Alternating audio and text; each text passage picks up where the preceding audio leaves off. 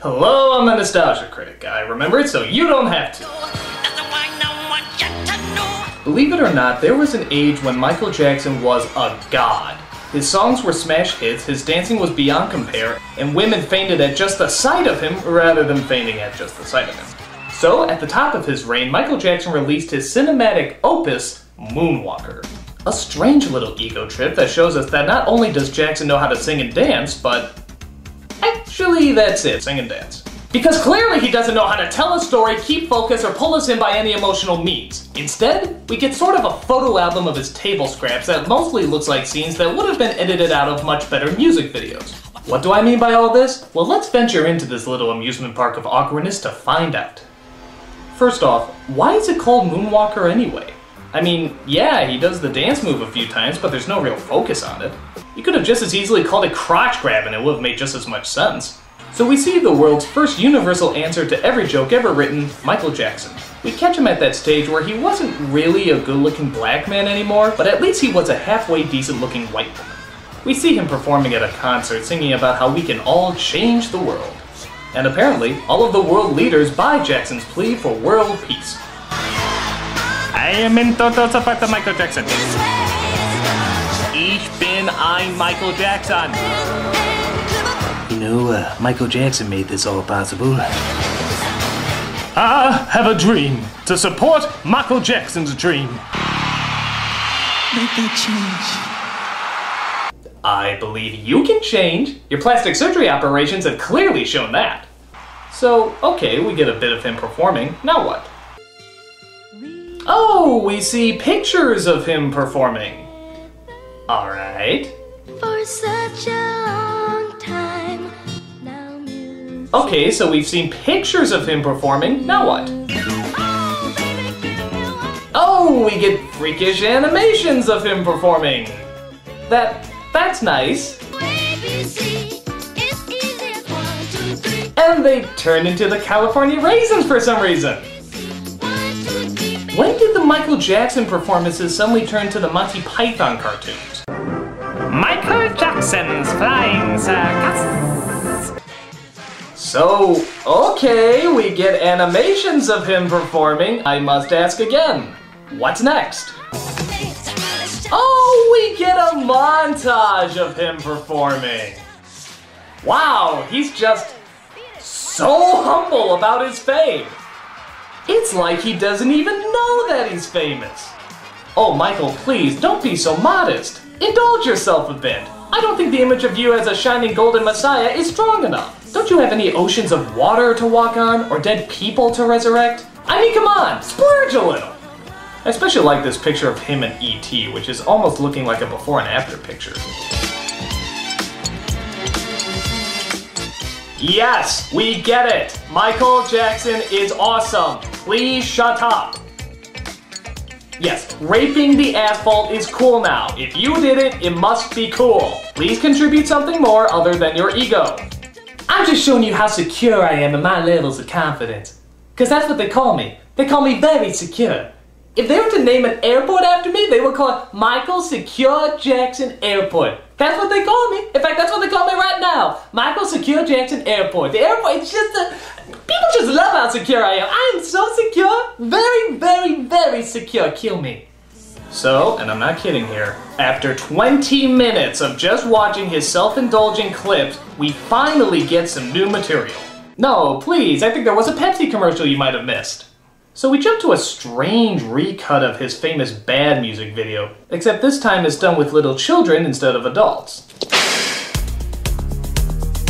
I guess this is supposed to be charming, but I don't know. This seems kind of like the male equivalent of the Little Miss pageants. It's more creepy than it is endearing. There's even a scene where the kid accidentally grabs his balls too hard. Why would you even make that joke? That's like a joke I would make. Except when I make it, it's funny. When you make it, it's unnaturally disturbing. Who's bad? Who's bad? Who's bad? Who's bad? Who's bad? Who's bad? Who's bad? I'll tell you who's bad. Little kids who wear hair gel and dance around like adult ballerinas. That's bad, motherfucker! So they exit the scene trying to have some normal conversation, but even that comes off as a little abnormal. Is Bubbles in my trailer? Yes, sir. What is he wearing? He's wearing a Prince t-shirt and red sneakers. He just asked what a monkey was wearing. So we see them leave the studio as a cloud of smoke for some reason transforms them into adults. Because Jackson wills it, I guess. We then see a tour bus filled with what looks like Davey and Goliath's satanic replacements. Oh, look, Granny! Michael Jackson! Michael Jackson! And believe it or not, this is where it gets strange. Jackson is chased by a bunch of stop-motion fans, including the Noid. I don't know, Jackson wills it. As he interrupts a western being shot by an impatient director who also seems to be animated in stop motion. I'm sorry. My producer's doing this to me, isn't he? I asked for a bad guy, and he gives me Michael Jackson! Boy, George Lucas was high-strung in his early years. So they chase him into a makeup trailer where Jackson finds the perfect disguise to sneak out of. The Easter Bunny version of Joe Camel. Of course! Hey, the door's opening! Make sure you're focused! Yeah, what's up, douche?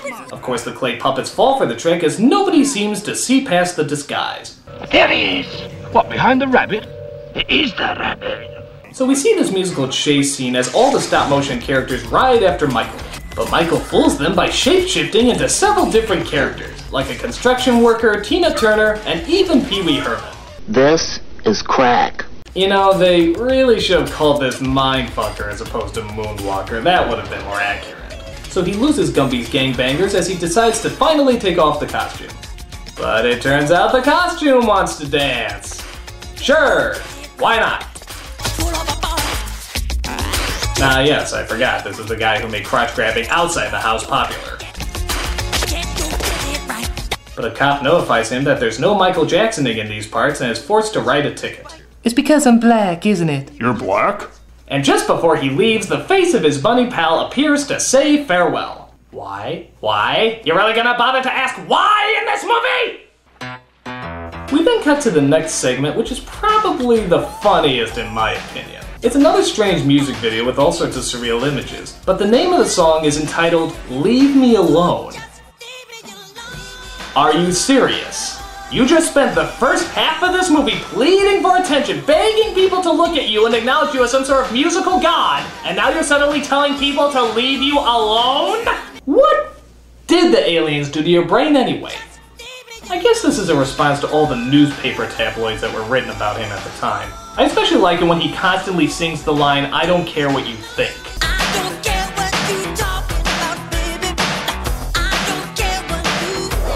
That's right, I don't care what you think, as this incredibly expensive musical representation of a middle finger clearly shows. Just leave me alone. Michael, we would love to leave you alone. But you just make it so constantly difficult that it's pretty much impossible. It's like a train wreck that you're told to ignore. It's simply not gonna happen. So we cut to probably the most famous part of the movie. You know, the portion that has that whole Spielberg Zemeckis light feel to it. And I have to say, this is easily the best part of the movie because it starts off with Michael Jackson's best scene. People trying to kill him. We will destroy you before you make Captain EO!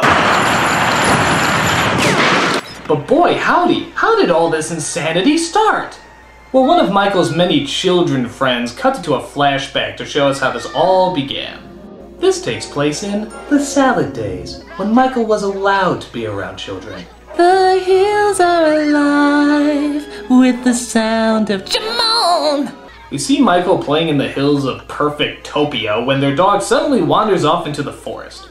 So Michael and one of the kids go searching for him. And then it goes Raiders of the Lost Ark on us for some reason as Michael stumbles onto a secret bad location. Senor, nobody's come out of there alive. It turns out they've come across an evil gang of drug dealers. Because, yeah, all drug dealers do their evil plotting in the middle of the fucking forest, don't they?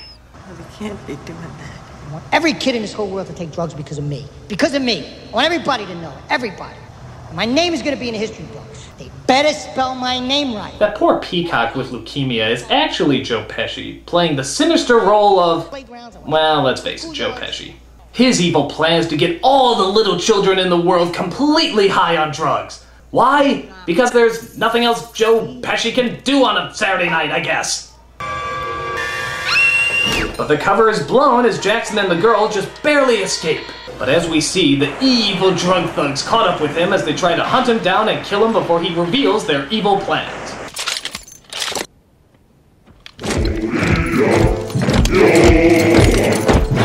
But Jackson escapes as he runs down the alleyways while Pesci screams like a Scottish Terrier.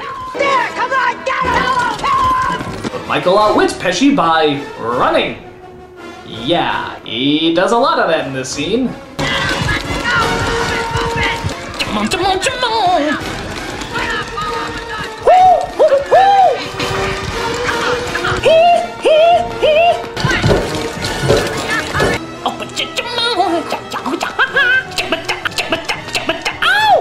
So he continues to run, and then after that he runs some more. But then he throws him for a surprising loop by giving the— oh god damn it, he's just running again! Jesus Christ, he's just running back and forth between the same two locations. How is this exciting?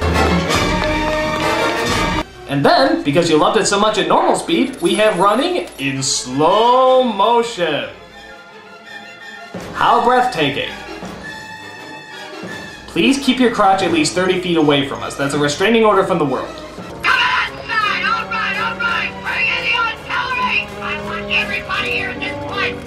Listen to him, he speaks in Yosemite Sam.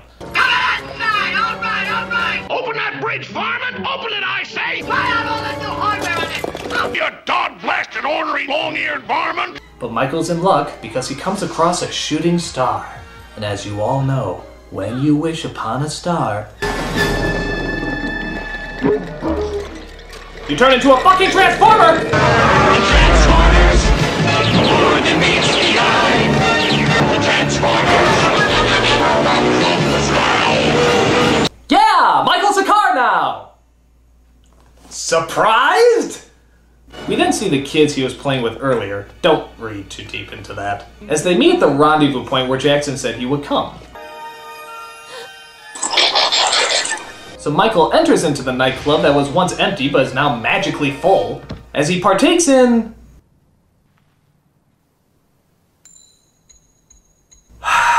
the coolest fucking thing I've ever seen in my life. I'm serious, I have no problems with this music video portion called Smooth Criminal. To me, this is about as close to perfection as a music video can get. I mean, God, this is unbelievable. Why is he suddenly singing? What is he even doing there? Suddenly, none of that really matters. We are just sunken into the kick-ass amounts of awesomeness this whole scene displays. The design, the style, the dancing, the music, I can't find a single flaw with this entire scene. Well, if you want me to nitpick, I guess there are a few things. Like, just what the hell is he saying anyway?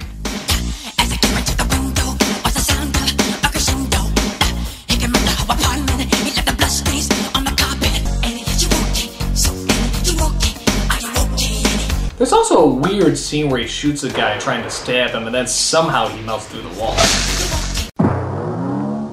But probably the strangest scenes come right dab in the middle when the music stops and everything goes strangely quiet.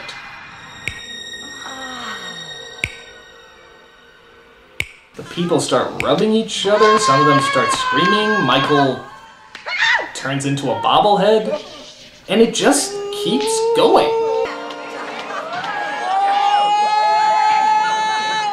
It's like they're at an orgy, but they forgot the sax.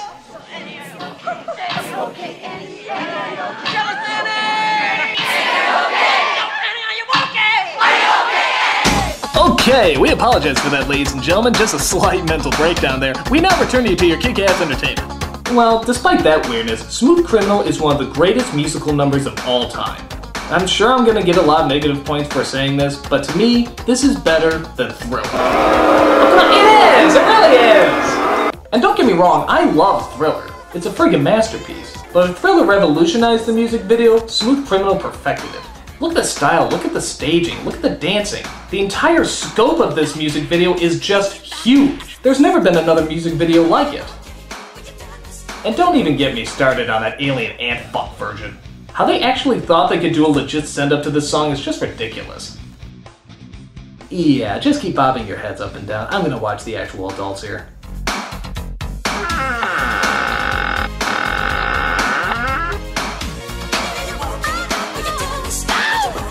Oh no, the plot! Please, go away! We were having a good time!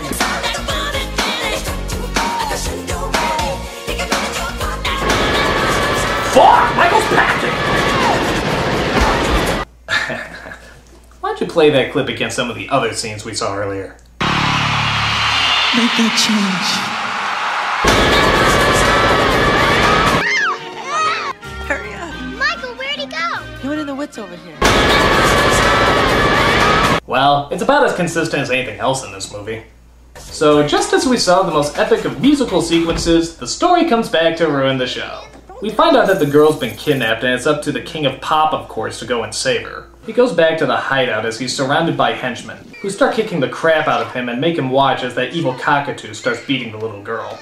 But apparently, Michael has some supernatural friends to help him out. Goes of the Gozerian, goes of the Destructor, the Traveler has come.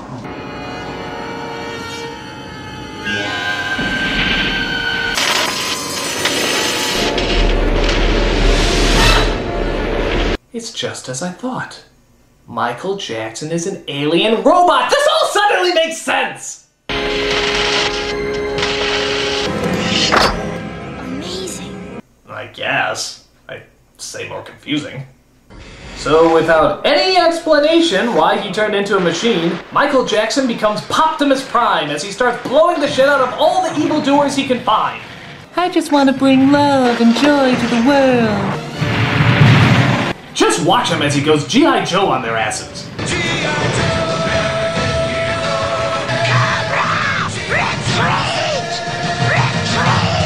So after all the henchmen disappear, Michael Jackson transformed into a giant... Okay, I have no idea what's going on here. I'm just enjoying the pretty images.